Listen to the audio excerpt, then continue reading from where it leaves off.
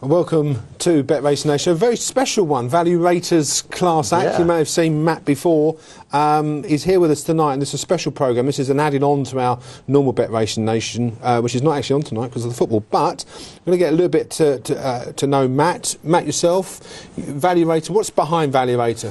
Yeah, Value Rater. I mean, just very briefly, I'm fairly new to media. I guess it was about a year and a half ago now. I was driving along in the car, and it was actually heard something on the radio talking about, believe it or not, Andover, where I come from. It's not well attended, and I thought, blimey, we've got a lot of coverage about Andover, but nothing for any racing at all. And obviously, where I live, jammed in between Newbury, near Lambourne area, and Salisbury, I found it amazing. So, questioned the radio station. They said, "Come along and do it." And Value Rater was born, and the main objective that I have and continue here on Bet Racing Nation is to try and educate people. It's obviously taken me probably, as a form student, probably a good 8 years to get to the level I am at the moment. So I realise that racing's a very complicated game. So I hope this programme, which will be every Tuesday, will be for the serious-minded racing fan, where we really look at the form and dissect what's happening at the weekend, but also for the people that perhaps can't read form or want to improve some skills, and hopefully I can share some of my skills with you. Okay. Well, we are going to, one of the first races we're going to look at, hopefully we'll get Aidan Coleman on the phone in a second, but it was in fact featuring Badari. Yeah, Badari. Who needed every bit of the distance, didn't it? Absolutely. This was 2 mile, 3.5 furlongs on what was soft ground that we had at Ascot. He was always looked like he was going to improve for this step up in trip, and I think this is a good race. In fact, I'm absolutely sure of it. Badari, of course, disappointed the time before in the Greatwood, having finished third on his previous effort at Ascot with Dalawan and likes of that, of form that worked out. Admittedly, sign of victory. Did little for the form afterwards, but there is a point I'll come in a bit later about that. But Badari, to me, it'd be interesting to see what Aidan Coleman has to say, but I think this horse, on my ratings that we will come to shortly, actually happened to perform to a mark of 151. So I hope Aidan agrees that I see this horse as being very high class. Okay, well, if I have my talkback working, I can tell you if we've got Aidan on the phone. We are going to try to get him in a second. That race was run on sort of soft ground, wasn't it? It wasn't heavy. We made the point that it seemed hard going, though. Yeah, I mean, what I liked about the race in particular, I mean, before we started the race, it was really interesting. I mean, on Friday when I saw the race, I thought, great, because Gardner Victor was running in the race. And he, of course, he won the Greatwood himself, and he also ran in the Ascot Hurdle win, finishing fourth. And I couldn't be quite precise from a handicap point of view what he was. And, of course, collaterally, he ties into many form lines. So I was quite excited to the prospect of him running its race. He had 11 stone 10, and many will knock this form and say, well, Gardner Victor, 11-4 favourite, beating 7 lengths, will say, well, he hasn't run his race. But for me, he has, and I will come on to that. It sounds like we might have Aidan on the phone. Yeah, now. hopefully our connections are working. Good evening, Aidan. Aidan, good evening. Hello. Right, okay, that's very loud. Can you hear me okay? Sorry? Can you hear me okay?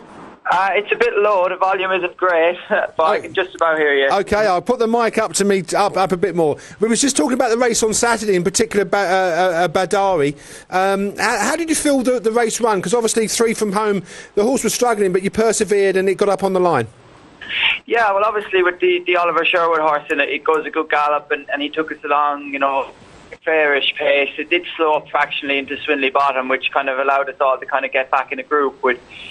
But I thought, to be honest, I thought I'd get there easier than I did. I was a bit surprised that he did come off the bridle as early as that, because when he ran back at Ascot at the start of the year, he travelled to 2 out over 2 miles. So I did kind of envisage him travelling a bit better.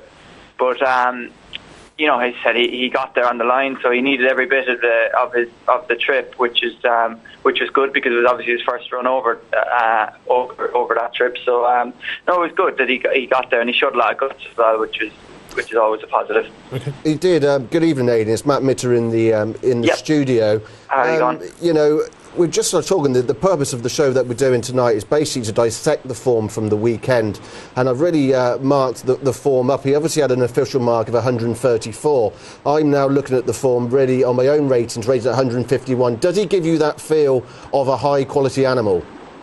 Well, he is. He's obviously quite an expensive purchase from France. He had good flat form. He ran very well in the Fred Winter last year, and things didn't really go as planned out. He fell at Aintree when travelling well, and then he's somewhat disappointed his last run. But it was probably, maybe it was one run too many. But and then he came back with a very good run at Ascot, and then disappointed in the Greatwood. But there was plenty of excuses and plenty of good reasons why he disappointed in the Greatwood. So I was quite happy on Saturday when I was going racing and looking through the form to draw a line through his Cheltenham run, and luckily it came right. You mentioned there about the Fred Winter last year. That was obviously over the extended 2 miles at championship pace on good ground. By the looks of the race that we had Saturday, you needed every single yard of it. Is it important for the horse, do you think, to have soft, heavy ground, or will he be okay under better conditions? No, he's fine on better ground. I said, up until Saturday, his best run probably was in the Fred Winter where he was staying on, and that was genuine good ground. So I don't think ground is a problem, but obviously 2 miles in good ground would be a bit sharp for him. And when he goes to the festival, he won't be running. He'll probably be in a Coral Cup, maybe even a Pertemps if but he hasn't qualified for that just yet. So I guess the opinion is after that race is that there'd be no consideration for the Betfair Hurdle now. Probably not with him. No, I think I don't think that's an option, because obviously we were wanting to set him up in trip and it worked. So I think going back in trip wouldn't be ideal. Okay.